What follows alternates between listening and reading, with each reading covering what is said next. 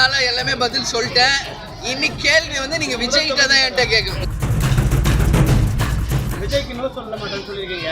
இப்போ விஜயோட தேமுதிக இணைந்து செயல்பட நான் 3 நாளா எல்லாமே பதில் சொல்லிட்டேன். இன்னைக்கு கேள்வி வந்து நீங்க விஜய்கிட்ட தான் என்கிட்ட கேட்கணும். விஜய்கிட்ட தான் கேட்கணும்.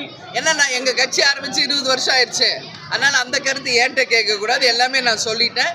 இனி விஜய் பத்தி கருத்து விஜய்கிட்ட நீங்க கேட்கணும். சரி, இப்போ வந்து பாத்தீங்கன்னா விஜய் வந்து மாநாடு அறிவிச்சிருக்காங்க. தொடர்ந்து முட்டுக்கட்டை போட்டுட்டே இருக்காங்க திமுக அரசு. இதுல அரசியல் உள்நோக்கத்தோட தான் முட்டுக்கட்டை போடுறாங்க. அதுக்கு நான் பதில் கொடுத்துட்டேனே. நேத்து முந்தினது மதுரையிலேயே அதை பத்தி நான் பேசியிருக்கேன். இங்க வந்து எல்லாருக்குமே ஜனநாயக நாட்டில் எல்லாருக்கும் உரிமை உண்டு. அனுமதி கேட்பது அவங்க கடமை, அதை தர வேண்டியது அரசின் கடமை, பாதுகாப்பு கொடுக்க வேண்டியது கவர்மெண்ட்டோட வேலை. அதனால யாரும் கட்சி வந்து ஓப்பன் பண்ணக்கூடாது, மாநாடு நடத்தக்கூடாது, பொதுக்கூட்டம் நடத்தக்கூடாது என்று யாருக்கும் வந்து இவங்க சொல்ல முடியாது.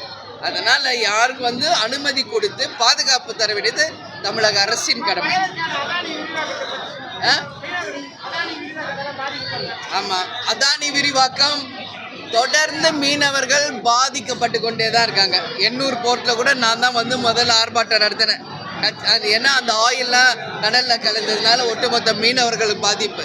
இன்னைக்கு ஸ்ரீலங்கன் வந்து அவங்கள வந்து சுடுறது, உடைமைகளை எடுக்கிறது, அது மட்டும் இல்லை பல லட்சம் வந்து அவங்களுக்கு அபராதம் விதிக்கிறதால கண்டனத்துக்குரியது.